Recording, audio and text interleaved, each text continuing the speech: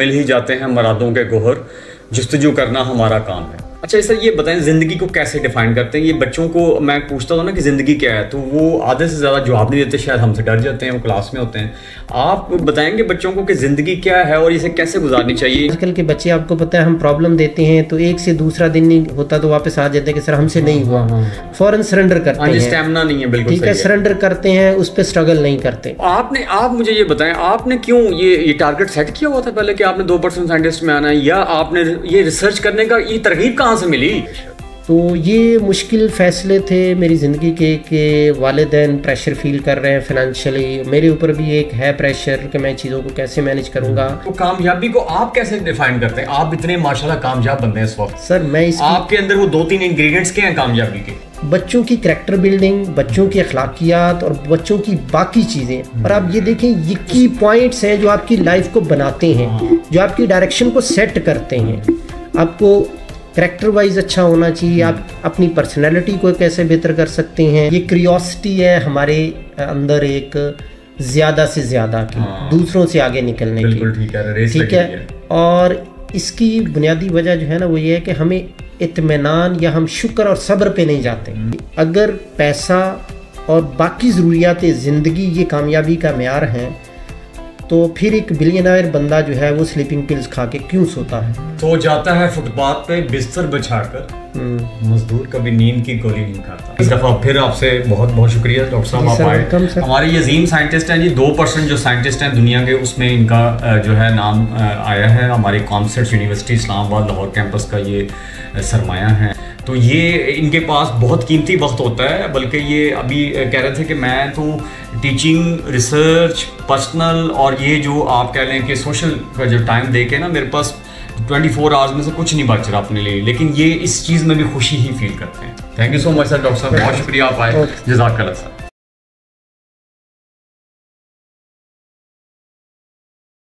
आउज़ुबिल्लाहि मिनश्शैतानिर्रजीम, बिस्मिल्लाहिर्रहमानिर्रहीम। हमेशा की तरह जी आप लोगों को मैं जो कहता होता हूँ, मिल ही जाते हैं मुरादों के गोहर, जुस्तजू करना हमारा काम है। तो साइंटिस्ट, और वो भी टॉप के 2% साइंटिस्ट, ये कभी आपने सुना ही नहीं होगा। आम जो कूचे गली कूचे में जो लोग हैं, मैं उनसे बात कर रहा हूँ, उन्हें तो पता ही नहीं होगा। और उसके बाद स्टूडेंट्स को भी नहीं पता होगा।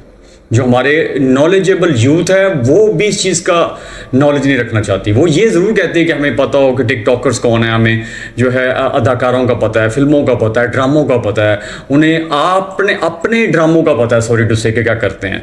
लेकिन ज़रा आज हम एक ऐसी शख्सियत से मुलाकात करने जा रहे हैं जो कि हमारे एक स्पेशल सेगमेंट है, रिसर्च बुलेटिन। हम आप लोगों को बताया करेंगे कि यूनिवर्सिटीज़ के अंदर जो रिसर्च हो रही है वो किस किस्म की हो रही है और उसका आप लोगों को क्या फ़ायदा है और उस रिसर्च से क्या जो है असरात मरतब हो रहे हैं। तो ज़्यादा मैं टाइम नहीं लूँगा आप लोगों का। आज हमारे साथ 2% जो साइंटिस्ट की लिस्ट आई है इस दफ़ा, उसमें हमारे मैथ्स के एक साइंसदान, एक आप कह लें हिसाबदान,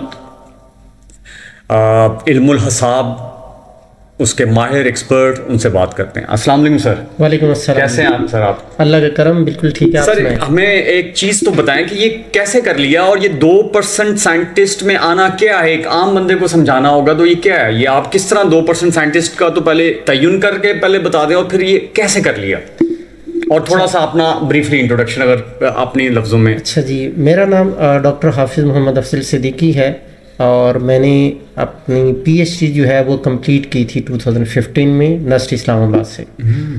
तो बेसिकली रिसर्च का सफ़र मेरा जो था ये 2012 में स्टार्ट हो गया था, जब मेरी पीएचडी में एंट्री हुई थी। तो जो आपका सवाल है उसकी तरफ आते हैं। तो टॉप 2% में बेसिकली ये स्टैनफोर्ड और एल्सवेयर जो है ये डिटरमिन करते हैं एनुअली।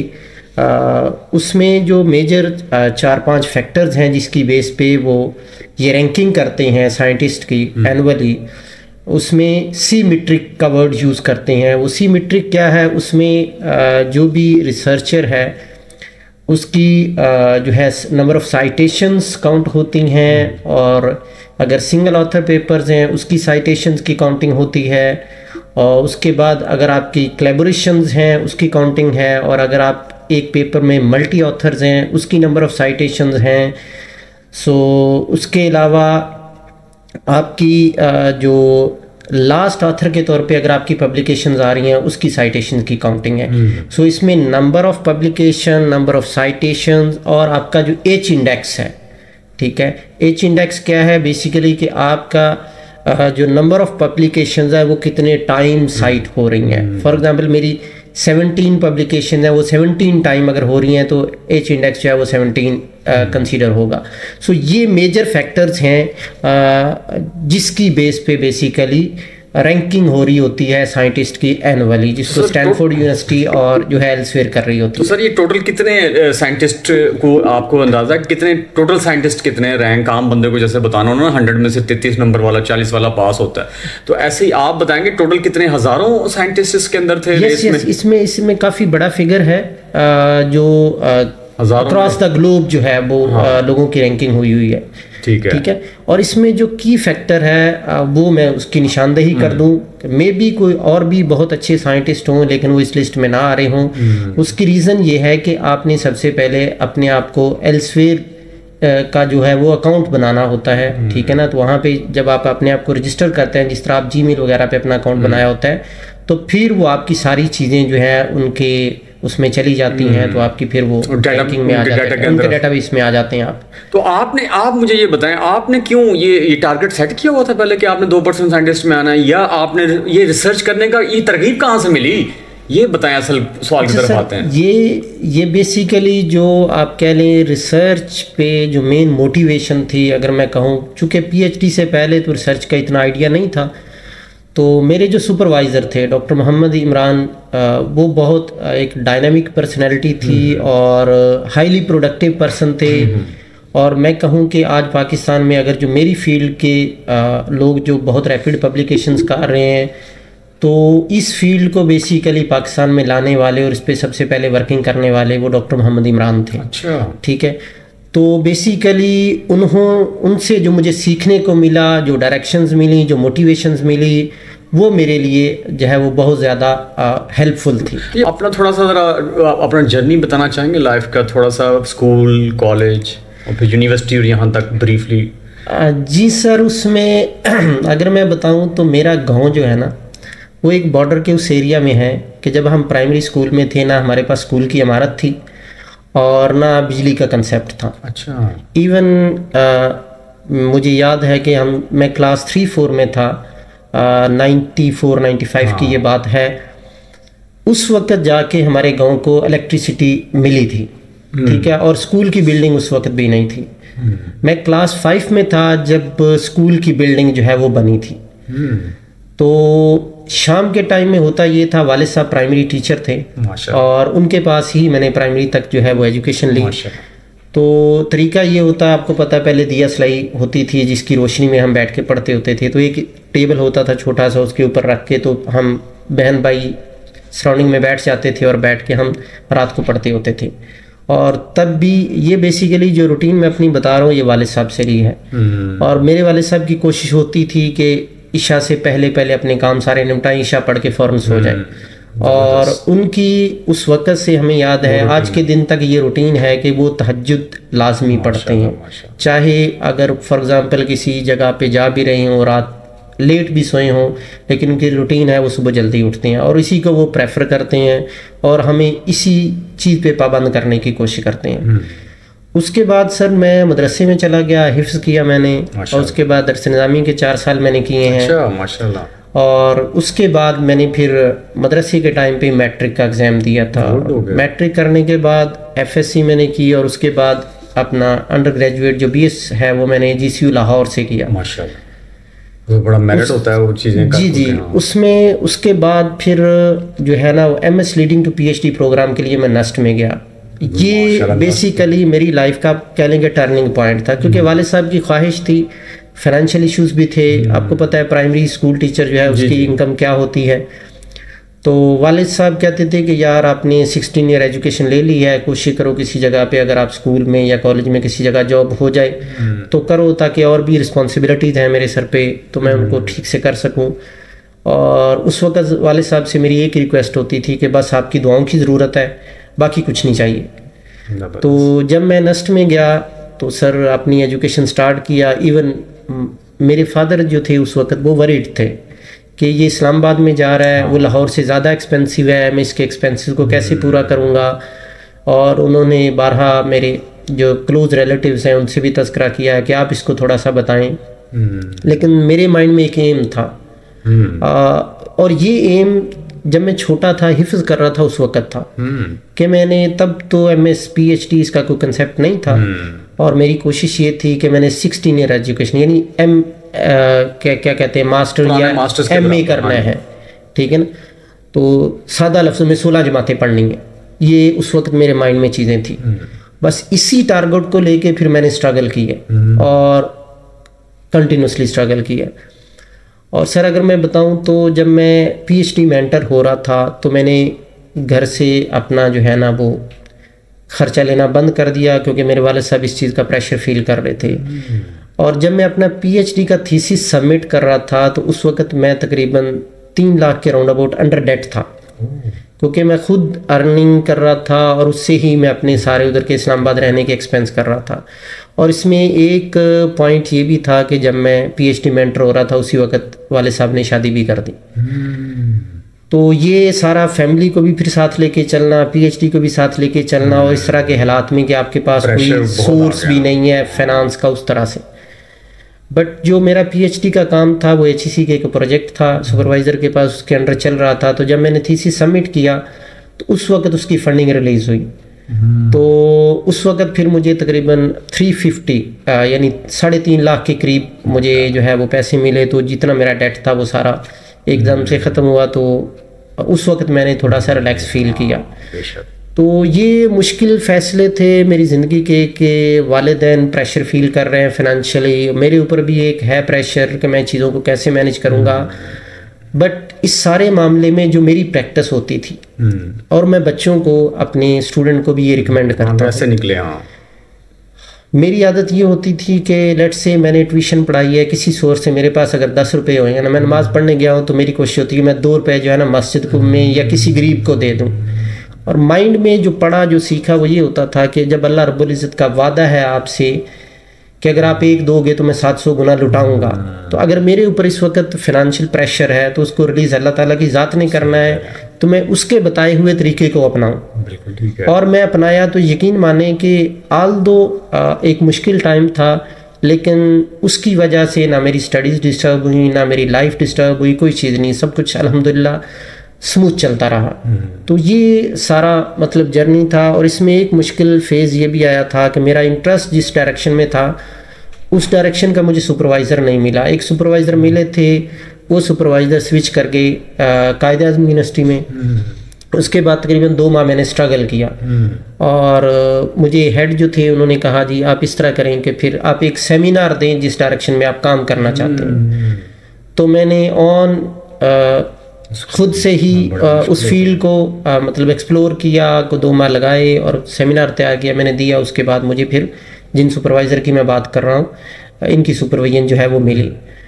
तो सर मैं आज जो कुछ भी हूँ ये पेरेंट्स की दुआएं हैं और मेरे सुपरवाइज़र की सपोर्ट है। अच्छा, मैथ आपको शुरू से कोई स्ट्रॉन्ग था सब्जेक्ट कि ये इसमें कैसे आप मैथ में क्यों आए और आप कंप्यूटर साइंस में चले जाते, आप डॉक्टर बन जाते हैं MBBS, आपने दूसरा डॉक्टर ज़रूर बनना था, आप कोई आर्किटेक्ट बन जाते, डिज़ाइनर बन जाते, वो MCA चले जाते, आप कोई क्या वजह है ये मैथ्स के अंदर ही आपने पूरा FSC भी आपकी प्री इंजीनियरिंग में गालिबन ICS था मेरा। हाँ, तो फिर मैंने सही पकड़ा सर। बताएं फिर ये राहें जुदा, ये राहों को कैसे बदला, ये टर्निंग पॉइंट कोई ना कोई तो आया होगा। जी सर बिल्कुल है ऐसे, और इसमें बुनियादी तौर पे मेरा इंटरेस्ट मैथमेटिक्स में बचपन से था। उसकी रीज़न बुनियादी तौर पे ये थी कि वालिद साहब चूँकि देहात में रहते थे और वालिद साहब के पास लोग आते थे अपना ज़मीन का और जो उनकी खेती बाड़ी होती है उसका हिसाब किताब करवाने। तो मुझे वालिद साहब इन चीज़ों में काफ़ी इन्वॉल्व रखते थे। यानी अगर किसी ने अपनी खेती बाड़ी हुई तो उसने सारा हिसाब किताब करवाना, तो मेरे वालिद साहब कहते थे अच्छा जाओ कॉपी पेंसिल लेके आओ। और वो उस वक्त से तो बचपन से ही इंटरेस्ट डेवलप हो गया था मैथमेटिक्स में। और मेरी आदत थी कि फॉर एग्जांपल टीचर ने एक एक्सरसाइज करवाई है तो मेरी कोशिश होती मैं अगली वीक करके जाऊँ उनके करवाने से पहले। और ये चीज़ मैंने अपने BS में भी की। और एफएससी के बाद या आईसीएस के बाद आप ये कह लें कि मेरी लाइफ में एक टर्निंग पॉइंट ये आया था कि उस वक्त फर्स्ट टाइम ये हुआ था कि हमारा जो है पेपर पैटर्न चेंज हुआ था। और ये कम्युनिकेट हुआ था तकरीबन फाइनल एग्ज़ाम से को 1.5-2 माह पहले। और एकदम से पैटर्न का स्विच होना, पहले टोटली सब्जेक्टिव टाइप था और फिर ऑब्जेक्टिव टाइप था बन गया, और उसमें नो चॉइस थी। अभी तो जितने भी आपके ऑब्जेक्टिव टाइप हैं उसमें चॉइसेस हैं, तब नो चॉइस थी। तो उस वक्त मसला ये हुआ कि जो मैं एक्सपेक्ट कर रहा था ग्रेड्स वैसे मैथमेटिक्स में नहीं मिले। मैंने फिर अपना माइंड थोड़ा सा चेंज किया, क्योंकि मदरसे का बैकग्राउंड भी था, उससे भी लिंक था। तो मैंने कहा कि मैं बीएससी इस्लामियात कर लेता हूँ। Very good. वैसे आपको अब नाम भी करें तो लोग कहेंगे कि आपका इस्लामिया से गहरा ताल्लुक है। तो उसमें सर फिर मैंने मशवरा किया वालिद साहब से भी, और एक हमारे दूर के रिलेटिव थे, उन्होंने केमिस्ट्री में पीएचडी की थी, उनके पास मशवरे के लिए गया। उन्होंने कहा बेटा जहाँ इंटरेस्ट है ना, जहाँ आप समझते हैं कुछ कर सकते हैं आप, तो मेरी तो यही एडवाइस है कि आप उस फील्ड को चूज़ करें। तो मेरा इंटरेस्ट चूँकि दोनों साइड पे था, तो मैंने फिर जीसीयू लाहौर का जो है वो चलान फॉर्म प्रॉस्पेक्टस वगैरह लिया, और बैंक की लाइन में मैं जाके लग गया कि मैंने इस्लामिक स्टडी का करवाना है। तो जो आप कह रहे हैं कि लाइफ में कोई टर्निंग पॉइंट होते हैं, तो वो टर्निंग पॉइंट था मेरे जहन में एकदम से आया कि नहीं यार कोई बात नहीं, अगर ग्रेड इस वक्त कम भी आ गए हैं लेकिन आपका प्राइम इंटरेस्ट मैथमेटिक्स है, आप बचपन से ही इस चीज़ को लेके चल रहे हैं, तो अभी अगर एक मुश्किल वक्त या कम ग्रेड आए हैं तो आप एकदम क्यों टर्न कर रहे हैं, ना करें बंदा, हाँ हिम्मत ना तो उस वक्त फिर मैंने लाइन को छोड़ा, अपना डिसीजन चेंज किया, और मैंने दोबारा जो है वो फॉर्म दूसरा लिया। तो मैंने मैथमेटिक्स का फॉर्म जमा करवा दिया। जबरदस्त। इसका मतलब देखें, ये आप ये देखें ना, यंग नस्ल भी परेशान हुई थी इस तरह के जब चैलेंजेस आते हैं ना, कहते हैं आपके साथ तो नहीं आए होंगे। देखिए हमारे पास एक जो है ना वो हीरे मौजूद हैं, एक जैम मौजूद हैं, जो ये बता रहे हैं कि ये सफ़र के अंदर ये अभी तो कुछ हम लोग ज़्यादा टाइम नहीं ले पा रहे, ये तो आपको कुछ हाईलाइट्स मिल रही हैं जो उनके स्टोरी में, कि वो लाइन में लगे हुए हैं। वो नेशनल बैंक की लाइन होती है, मुझे याद है वहाँ पे, और ये लेकिन साथ इनके ज़हन में आया कि इंटरेस्ट क्या है, मेरा इंटरेस्ट क्या है, इंटरेस्ट क्या है, इंटरेस्ट क्या है, ये दिमाग में चलता रहा। और वाकई आप लोगों को भी मैं कहता हूँ ये डॉक्टर साहब के तवज्जो से कि जिस चीज़ में आपका इंटरेस्ट है उसे तलाश करें। अब एक बंदे ने पूछा कब तक तलाश करें, जब तक ना मिल जाए।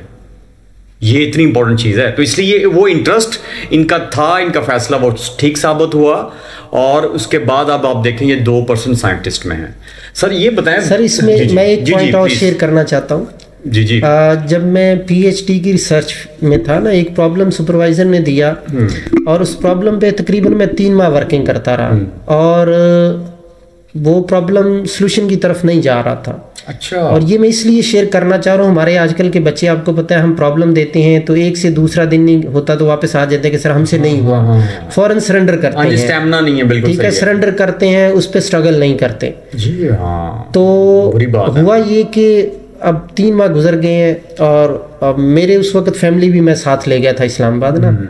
तो रात को ऐसे हुआ कि मेरे जहन में अचानक सोते सोते ना एक माइंड में एक चीज़ आई, और कि यार इसको ऐसे करके देखते हैं। और मैंने उसी वक्त जो था वो उठा, लाइट ऑन की, तो मैंने पेज पकड़ा, पेंसिल पकड़ी, मैंने कहा करके देखते हैं। और मेरी वाइफ और बेटा भी छोटा था तब, तो वो उठ के उसने कहा कि खैर है, क्या हुआ है? मैंने कहा बस मैं आप सो जाए, मैं काम कर रहा हूँ, थोड़ी सी चीज़ मेरे जहन में आई है। तो सर वो आप ये समझ लें कि उस वक्त वो जो प्रॉब्लम 3 माह तक सॉल्व नहीं हुआ था, वो 5 मिनट में वो हो गया।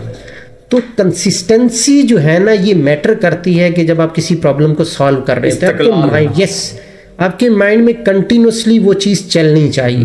आपको कंटिन्यूसली आपका माइंड उस चीज़ पे वर्क करना चाहिए, तो देन हर प्रॉब्लम का सॉल्यूशन। यस। और अगर आप नियत ठीक हो और आपका फोकस हो, फोकस, तो वो आप पहुंच जाते हैं मंजिल पे। वही देख लें, कई महीनों का काम आपने का चंद मिनट के अंदर अंदर मेरे वो पाया तकमील तक पहुंचा। अच्छा सर ये बताएं, जिंदगी को कैसे डिफाइन करते हैं? ये बच्चों को मैं पूछता हूँ ना कि जिंदगी क्या है, तो वो आधे से ज्यादा जवाब नहीं देते, शायद हमसे डर जाते हैं, वो क्लास में होते हैं। आप बताएंगे बच्चों को कि जिंदगी क्या है और इसे कैसे गुजारनी चाहिए? इनके लिए लेसन की तरफ आते हैं कि नौजवान नस्ल को लेसन देते हैं, क्योंकि जिंदगी आपका भी एक फिलॉसफी है, आप भी फिलोसोफर भी हैं, साइंटिस्ट भी हैं, तो ज़रा थोड़ा सा बताएं हमें कि ज़िंदगी क्या है और कैसे इसके टिप्स दें, खाल चीज़ें बताएं। अच्छा सर, इसमें जो मेरा पॉइंट ऑफ व्यू है वो ये है कि हमारा जो निज़ाम तालीम है आजकल, उसमें कुछ चीज़ें जो होनी चाहिए जो हमें नबवी तालीमात से और कुरान से मिलती हैं।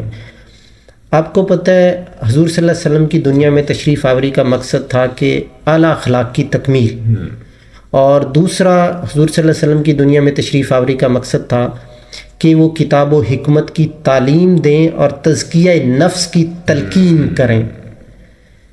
हमारे आजकल के एजुकेशन सिस्टम में बहुत कम लोग हैं ऐसे, अभी भी हैं, बहुत अच्छे लोग भी मौजूद हैं, कि हम समझते हैं कि शायद हमारी रिस्पॉन्सिबिलिटी सिर्फ इतनी है कि हम किताब के चंद अल्फाज पढ़ा के और आ जाएं, या एक टॉपिक को समझा के आ जाएं। तो हम बच्चों की करैक्टर बिल्डिंग, बच्चों की अखलाकियात और बच्चों की बाकी चीज़ें, और आप ये देखें ये की पॉइंट्स हैं जो आपकी लाइफ को बनाते हैं, जो आपकी डायरेक्शन को सेट करते हैं। आपको करैक्टर वाइज अच्छा होना चाहिए, आप अपनी पर्सनैलिटी को कैसे बेहतर कर सकते हैं, आप अपने अखलाकियात को कैसे इम्प्रूव कर सकते हैं। तो मैं ये समझता हूँ कि टीचर्स को स्पेशली अपनी क्लास के 5 मिनट इन चीज़ों पे देने चाहिए। ज़रूरियात और ख्वाहिशात, जैसे हलाल और हराम में हम लोगों की तफरीक ख़त्म हो गई ना, अब ये ख्वाहिशात और ये ज़रूरियात, इसमें भी लाइन नहीं रहेगी। हाँ, हमने ख्वाहिशों को भी ज़रूरत बना लिया सर। जब तक इसमें बैलेंस नहीं आएगा ना, तब तक हम इस दौड़ में लगे रहेंगे। कैसे आएगा बैलेंस? ये बैलेंस, क्योंकि तवाज़ुन हम बात कर रहे हैं कि, और बैलेंस ऑफ डेफिसिट की तरह तो नहीं है, बैलेंस ऑफ ट्रेड की तरह नहीं, जो हमारा हमेशा सीधा नहीं होता पाकिस्तान का। तो ऐसे ही हमारा वो जो हमारे समाज के अंदर भी बैलेंस आउट हुए हैं। ये क्या चक्कर है? किस तरह बैलेंस आएगा? कोई एक फार्मूला अगर आपको कह दिया जाए, आप मैथमेटिशियन है, कोई बॉटम लाइन बताएं कि ये बैलेंस इस तरह स्ट्राइक हो सकता है? सर, ख्वाहिशात और ज़रूरियात जो है ना, आप जरा 3-4 चीज़ें बताते हैं ये क्यों है। ये क्यूरियोसिटी है हमारे अंदर, एक ज़्यादा से ज़्यादा की, दूसरों से आगे निकलने की। ठीक है। और इसकी बुनियादी वजह जो है ना, वो ये है कि हमें इत्मीनान या हम शुक्र और सब्र पे नहीं जाते। ठीक है ना। जब तक हम शुक्र और सब्र वाली नेमत से महरूम रहेंगे ना, तो फिर ये जो ख्वाहिश है इसकी कोई लिमिट नहीं है। और अल्लाह रब्बुल इज़्ज़त कुरान पाक में ये कहते हैं, अला बिज़िक्रिल्लाह तत्मइनुल क़ुलूब। ठीक है, कि दिलों का इत्मीनान जो है ना, वो अल्लाह के जिक्र में। उन्होंने पैसा तो नहीं ना कहा, कोई और चीज़ तो नहीं कही, कुछ नहीं। तो कुरान से हमें ये रेफरेंस मिलता है। इसलिए जो लोग आपको ज़्यादा अल्लाह के करीब मिलेंगे ना, उन लोगों में ये कनात पसंदी जो है ना, वो ज़्यादा नज़र आएगी। ठीक है ना। तो इसलिए इन दोनों चीज़ों में बैलेंस रखने के लिए हमें थोड़ा सा रुजू करने की ज़रूरत है कुरान और हदीस की तरफ। तो कामयाबी को आप कैसे डिफाइन करते हैं? आप इतने माशाल्लाह कामयाब बंदे हैं इस वक्त। सर, आपके अंदर वो 2-3 इंग्रेडिएंट्स क्या हैं कामयाबी के? सर, मैं इसके लिए बच्चों को नस्ल को, सर, मैं बच्चों को भी इसकी एग्जांपल देता हूँ। मैं एक एग्जांपल की हेल्प से इस चीज़ को समझाने की कोशिश करता हूँ। देखें, हमारे नज़दीक कामयाबी अनफॉर्चुनेटली आजकल पैसा बन गया है। हम समझते हैं जिसके पास सबसे ज़्यादा पैसा है, सबसे ज़्यादा जो है वो ज़िंदगी गुजारने के लिए लेविश चीज़ें हैं, वो एक सक्सेसफुल पर्सन है। लेकिन मुझे ये बात कभी नहीं समझ आई, या कोई बंदा समझा नहीं सका कि अगर पैसा और बाकी ज़रूरियात ज़िंदगी ये कामयाबी का मेयार हैं, तो फिर एक बिलियनर बंदा जो है वो स्लीपिंग पिल्स खा के क्यों सोता है? उसकी ज़िंदगी तो फिर पुरस्कून होनी चाहिए। उसके पास ज़िंदगी की तमाम आसाइशात हैं, लेकिन वो पुरस्कून 2 घंटे सो नहीं सकता। ठीक है, फिर इसका मतलब है कामयाबी का मेयार ये तो नहीं है। अगर कामयाबी का मेयार ये होता तो वो तो सुकून की नींद सो सकता, लेकिन वो सुकून की नींद नहीं सो पा रहा। इसका मतलब कामयाबी का मेयार ये नहीं है। अब कामयाबी जो हमें कुरान और हदीस से मिलती है, जो वो ये है कि अगर आप कामयाब ज़िंदगी गुजारना चाहते हैं, उसमें सबसे ज़्यादा जो अहम चीज़ है वो अल्लाह ताला की अता करदा नेमतों पे उसका शुक्र करना, और जो आपको मिल गया है कनात पसंदी इख्तियार करना। ठीक है, इसको मैं इस तरह लिंक करूँगा कि आप एक मज़दूर को देखते हैं सर, एक मजदूर को देखते हैं, वो सारा दिन मेहनत करता है, लेकिन रात को फुटपाथ पे सोया होता है। ना उसको गर्मी इरिटेट कर रही है, ना उसको गाड़ियों की जो आवाज़ें इरिटेट कर रही हैं, लेकिन हम एक रूम में सोए हुए हैं, एसी लगा हुआ है, सब कुछ लगा हुआ है, लेकिन हमें लाइट का ऑन होना डिस्टर्ब कर रहा है। सो ये जो नींद है अल्लाह ताला की नेमत है। ये नेमत अल्लाह ने अगर आपसे छीनी है, उसके असबाब तलाश करें। सो जाता है फुटपाथ पे बिस्तर बिछाकर, मजदूर कभी नींद की गोली नहीं खाता। नींद की गोली नहीं। जबरदस्त आपकी वो बात जो है ना, बिल्कुल इन्होंने क्रक्स बता दी है। और आपने ठीक है कि आप फिर क्या इसका मतलब कामयाबी, अल्लाह ताला की जो नेमतें हैं, अगर आप उनसे दूर जा रहे हैं, अगर आपसे छीनी जा रही हैं, इसका मतलब है आपको अपने ट्रैक को रीथिंक करने की ज़रूरत है। मैं बच्चों को ये कहता होता हूँ कि 2 काम आपने करने हैं बेटा, ये हर क्लास में मैं कहता हूँ। मेरे स्टूडेंट इसको सुनेंगे, वो बिल्कुल इसका कहेंगे। और मैं बच्चों को ये सजेस्ट करता होता हूँ कि बेटा 2 काम आपने लाजमी करने हैं। नंबर 1, आपके गली में मोहल्ले में अगर कोई डिज़र्विंग बच्चा है, उसके पेरेंट्स उसको एजुकेशन नहीं दे सकते, और आपने उसको कम से कम 30 मिनट देने हैं ताकि उनका बच्चा पढ़ लिख जाए।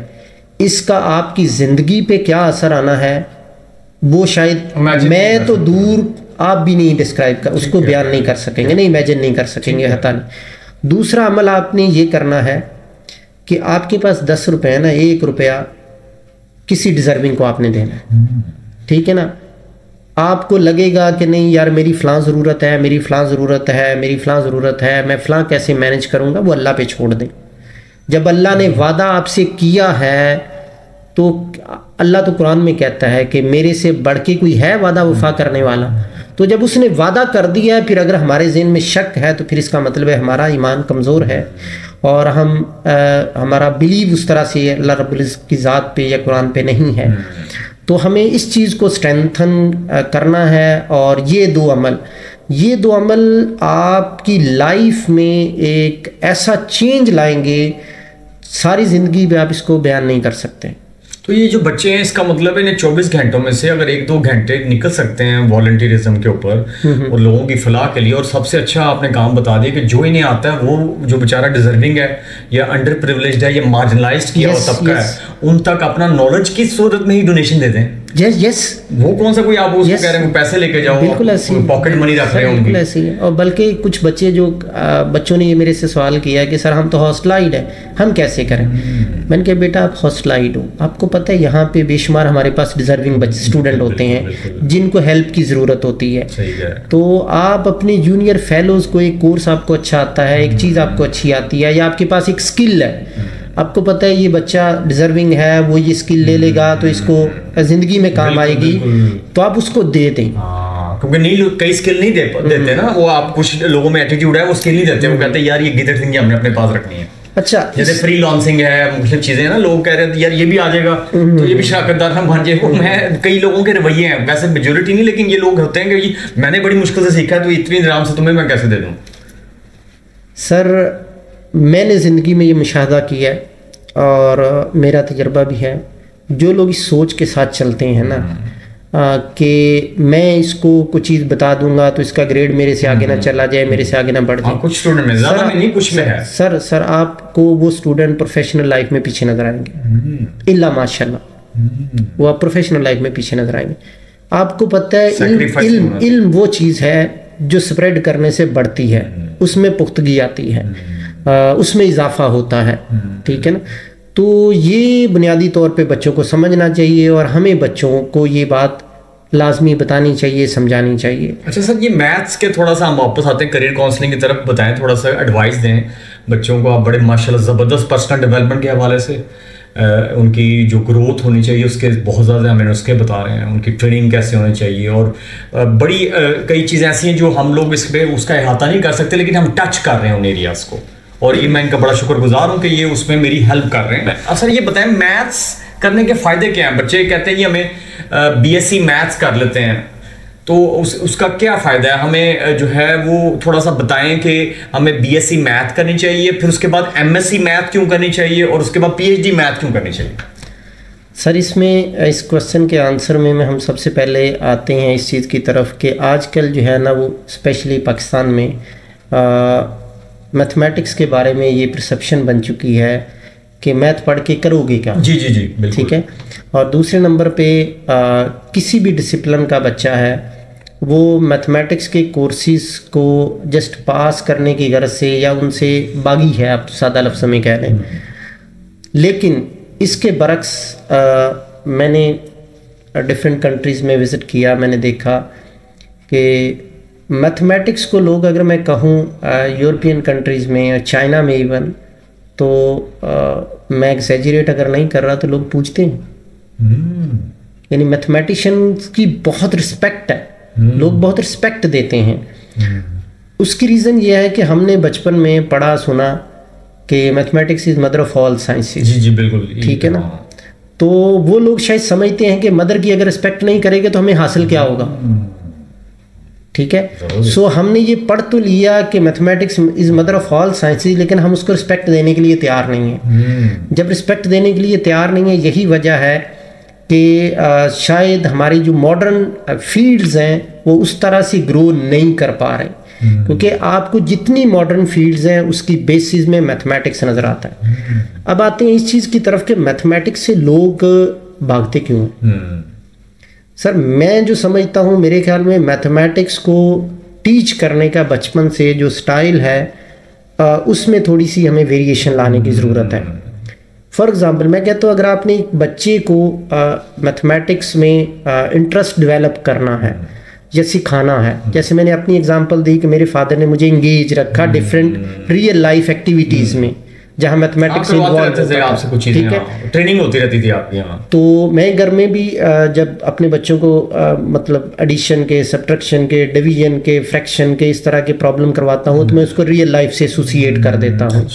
ठीक है, मैं देता हूँ कि लेट से आपके पास एक चॉकलेट है, आपने उसको 3 बाई हैं और आपने उसके 3 पीसीस करने हैं, तो मैथमेटिकली एक पीस को हम कैसे डिस्क्राइब करेंगे।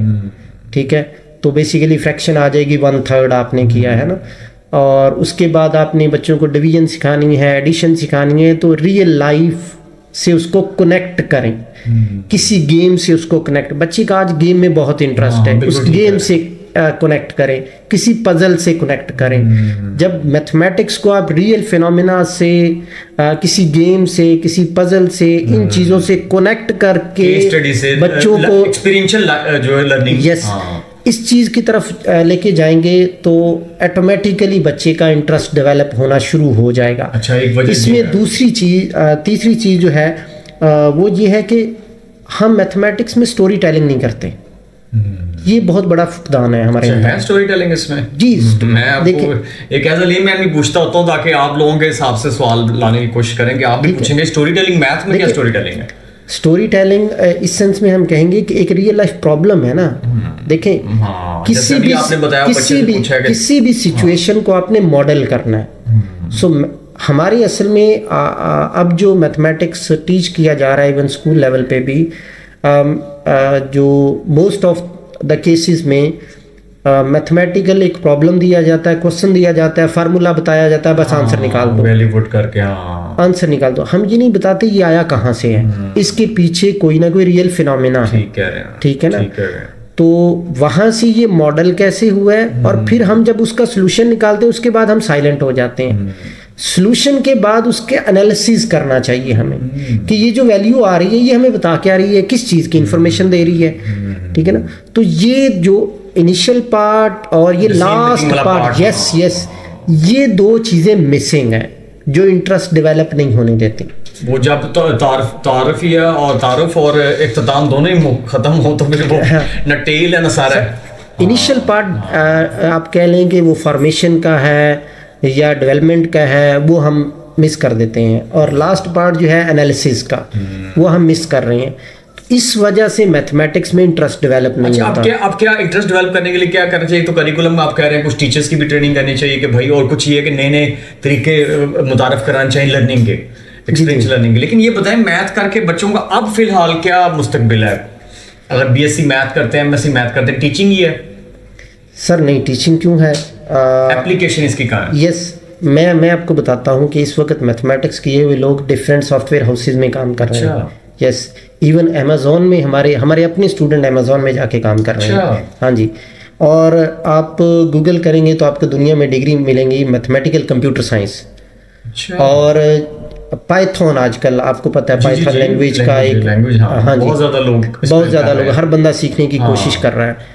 और उसमें आप देखें कि वो जिस बंदे ने डेवलप की है पाइथन, वो कौन है? मैथमेटिक्स का स्टूडेंट है, मास्टर का, ठीक है ना। सो अब दुनिया में अब डिग्री स्टार्ट हो चुकी है मैथमेटिकल कंप्यूटर साइंस के नाम से। अच्छा, नहीं हमें नहीं पता। कंप्यूटर की बेसिस में मैथमेटिक्स है आपका सारा, ठीक है। अगर आपके पास मैथमेटिक्स का नॉलेज नहीं है तो आपके क्वांटम कंप्यूटर्स आ रहे हैं, वो यस डेफिनेटली और इवन तो सदियों का डाटा जो है चंद सेकंड्स में। जी बिल्कुल ऐसे ही है। और क्वांटम कंप्यूटिंग के ऊपर बेहतर जो है वो हमारे जो अप्लाइड मैथमेटिक्स के लोग हैं या फिजिक्स के लोग हैं वो बेहतर कमेंट कर सकते हैं, क्योंकि ये उनकी फील्ड से ज़्यादा अप्लाइड मैथमेटिक्स के। Applied mathematics. अच्छा, ये क्या दो तरह की आपकी प्योर मैथमेटिक्स है? एक प्योर मैथमेटिक्स है, एक अप्लाइड मैथमेटिक्स। प्योर मैथमेटिक्स जो बेसिकली वो फंडामेंटल्स हैं, ठीक है, डेवलपमेंट ऑफ मैथमेटिक्स बेसिक्स है, ठीक है। और अप्लाइड मैथमेटिक्स में ये होता है कि आपकी एप्लीकेशन साइड वो ज्यादा जो है वो उसमें। तो आप प्योर से अप्लाइड हो सकते हैं कि अप्लाइड वाले भी प्योर हो सकते हैं? जी सर, आप किसी में भी जा सकते हैं, लेकिन उस पर टाइम कितना लगेगा?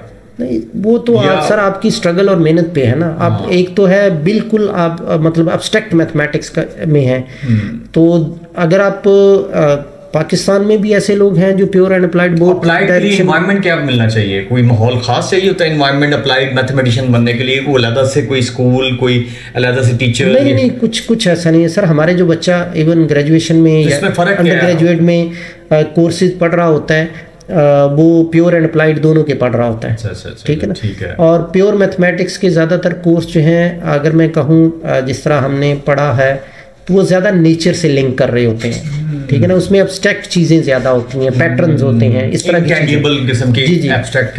इस तरह की चीज़ें उसमें ज़्यादा होती हैं। लेकिन जो अप्लाइड है, अप्लाइड में जो मैं पहले बात कर रहा था कि उसमें बेसिकली डिफरेंट प्रॉब्लम्स को मॉडल करना है, उसका सोल्यूशन देना है, फिर उनका एनालिसिस करना है। तो आप इधर ये सारी चीज़ें ऑफर कर रहे हैं हमारे पास यहाँ पे? जी बिल्कुल, जो कि इस वक्त भी आपको पता रैंकिंग में टॉप 2 यूनिवर्सिटीज़ में पाकिस्तान की 250 यूनिवर्सिटी में से आई है और 600 से लेकर 700 के दरमियान है। जी सर, उसमें हमारा जो इस वक्त मैथमेटिक्स में बीएस के प्रोग्राम है ना, उसमें हम BS mathematics with specialisation in IT, ये प्रोग्राम भी हमारा चल रहा है। जबरदस्त हो गया। और अभी हमारा इंशाल्लाह स्प्रिंग 24 में 25 में हमारा BS mathematics with data science, अच्छा, ये भी प्रोग्राम हमारा आ रहा है, अप्रूव हो चुका है। तो ये आप माशाल्लाह खुद मैनेजमेंट साइंस के आप बेहतर समझ सकते हैं कि डाटा एनालिटिक्स है क्या। तो उसमें जो सारे के सारे टूल्स आप यूज़ करते हो तो मैथमेटिक्स के टूल्स हैं, ठीक है ना। सारी चीज़ें वहाँ से आ रही हैं। तो हम जो समझते हैं कि एक मैथमेटिक्स का बच्चा जितना बेहतर अंदाज में डाटा को एनालिसिस कर सकता है और या इस चीज़ का पता लगा सकता है कि कौन सी टेक्निक ज़्यादा बेस्ट रहेगी, क्योंकि मैथमेटिक्स के स्टूडेंट के पास मैथमेटिक्स के नॉलेज की टेक्निक्स की ग्रिप ज़्यादा होती है। एप्लीकेशंस आपके बगैर नहीं बन सकते। फिनटेक एक बहुत बड़ी इंडस्ट्री, फाइनेंशियल जो टेक्नोलॉजिकल कंपनीज हैं, जी बिल्कुल, वो तो मैथ्स के बगैर वो नहीं सोच सकती, तसव्वुर भी नहीं कर सकती।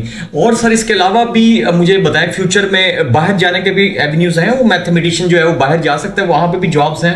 अमेजोन का तो आपने बताया, यहाँ पे पाकिस्तानी जो है या इधर ही रह कर सकता है? जी नहीं, हमारे इवन हमारा यहाँ पे एक इंटरनेशनल मैथमेटिकल प्रोग्राम है, मास्टर का जो इंटरनेशनल प्रोग्राम भी हम 2 पैरेलल प्रोग्राम रन कर रहे हैं। एक हमारा लोकल मास्टर प्रोग्राम है, एक हमारा इंटरनेशनल मास्टर प्रोग्राम है। हमारा जितना भी स्पेशली जो इंटरनेशनल मास्टर का स्टूडेंट है वो सारे का सारा इस वक्त बाहर स्कॉलरशिप पे जा चुका है। मेरा नहीं ख्याल कोई स्टूडेंट हमारा इधर है, वो इस वक्त तक तकरीबन 4 बैचेस गए हैं, चारों के चारों इस वक्त। कितने होंगे नंबर? हर बैच में मिनिमम हमारे पास 20 बच्चा तो आता है, 20 to 30 स्टूडेंट हमारे पास होता है। तो उनका बाहर की जी ऐसी तो ये बड़ी बात है। ये तो मैं देखें, ये फैक्ट्स नहीं पता थे। अब ये फोरम का ये बेनिफिट हो रहा है। तो रिसर्च एंड डेवलपमेंट जो हम बात करते हैं हाथ से, तो उसी वक्त रोकेंगे जब रिसर्च एंड डेवलपमेंट में, अब उसमें भी आप मैथमेटिशियन हैं, साइंटिस्ट हैं, तो वो हम कैसे रिसर्च एंड डेवलपमेंट में अब कितने साल हमें चाहिए, किस तरह हम उनका मुकाबला कर सकते हैं? वो तो जदीद टेक्नोलॉजी का यूज़ कर रहे हैं और वो उसकी वजह से हम सारे डर रहे होते हैं कि यार हमारा भी ये हशर हो जाएगा। अब इसका क्या आपकी नज़र में क्या कोई हल है as a scholar, as a mathematician के? हमारे आपके भी स्टूडेंट्स कितने सारे निकल चुके हैं, सैकड़ों बाहर जा चुके हैं, इंटरनेशनल आपने बताया मैथमेटिकल कोर्सेज पढ़ रहे हैं, उनमें टैलेंट गट्स हैं कि अगर उनको थोड़ा सा एनवायरनमेंट दे दिया, ग्रूम कर दी जाए तो वो मुकाबले में खड़े हो सकते हैं? सर उसमें बुनियादी चीज़ जो है ना, मोमिन में फेर नहीं होता।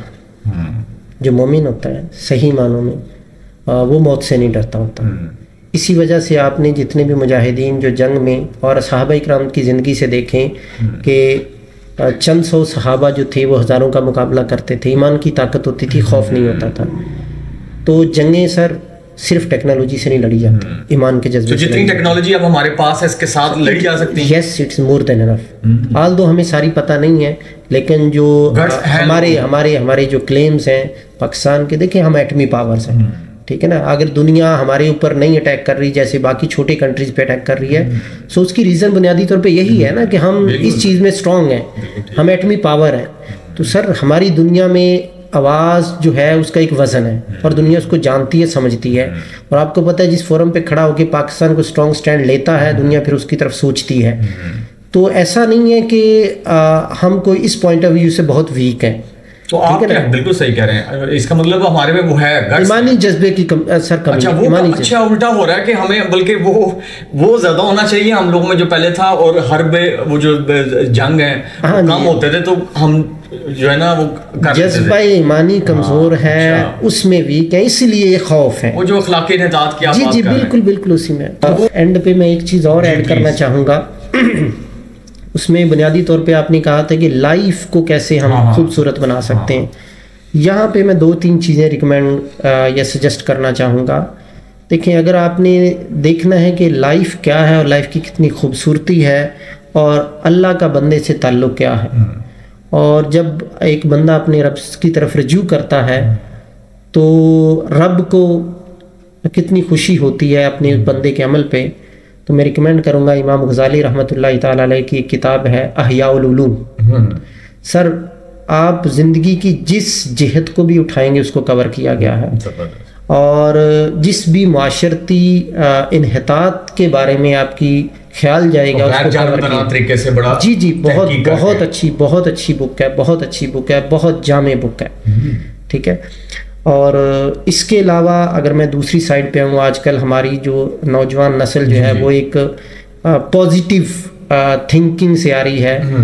तो पावर ऑफ पॉजिटिव थिंकिंग एक किताब है, और पावर ऑफ सबकॉन्शियस माइंड ये किताब है। और फिर हम ये होता है कि काम को करने लगे और उसको छोड़ दिया, प्रोक्रेस्टिनेशन होती है, ठीक है, और दूसरा काम किया अधूरा छोड़ दिया, तीसरा किया अधूरा छोड़ दिया। और उसके लिए एक बुक है जी, फिनिश व्हाट यू स्टार्ट, ठीक है ना। तो इसमें बड़े खूबसूरत आपको मतलब ऐसी चीज़ें मिल जाएंगी कि अगर आप किसी काम पे यस तो ये सारी जो इंसान की वीकनेसेस हैं, बीइंग ए प्रोफेशनल, अगर इंसान को ओवरकम करना चाहता है तो मेरे ख्याल में जो मैंने किताबों के रेफरेंस ग्रोथ और आपकी डेवलपमेंट दोनों में काम आएंगे, दोनों में काम आएंगे। लेकिन एक दफ़ा फिर आपसे बहुत शुक्रिया डॉक्टर साहब, आप आए। हमारे ये अजीम साइंटिस्ट हैं जी, 2% जो साइंटिस्ट हैं दुनिया के, उसमें इनका जो है नाम आया है। हमारी COMSATS university Islamabad Lahore campus का ये सरमाया है, एसेट है, रिसोर्स हैं, और इनकी रेपुटेशन की वजह से हमारे कॉमसेट्स की भी रेपुटेशन और कॉमसेट्स की रेपुटेशन की वजह से इनकी भी रेपुटेशन है। तो ये विन सिचुएशन है। तो ये वैसे ही बड़े प्यारे हैं और सीनियर है। हमारे यहाँ पे जो एकेडमिक स्टाफ एसोसिएशन है वहाँ के ये 400 के करीब हमारे, अगर गलत नहीं है, टीचर्स हैं, उनके ये रिप्रेजेंटेटिव हैं। तो ये इनके पास बहुत कीमती वक्त होता है। बल्कि ये अभी कह रहे थे कि मैं तो टीचिंग, रिसर्च, पर्सनल और ये जो आप कह लें कि सोशल का जो टाइम दे के ना, मेरे पास 24 आवर्स में से कुछ नहीं बच रहा अपने लिए, लेकिन ये इस चीज़ में भी खुशी ही फील करते हैं। Thank you so much sir, doctor साहब, बहुत शुक्रिया आप आए। जज़ाकल्लाह सर।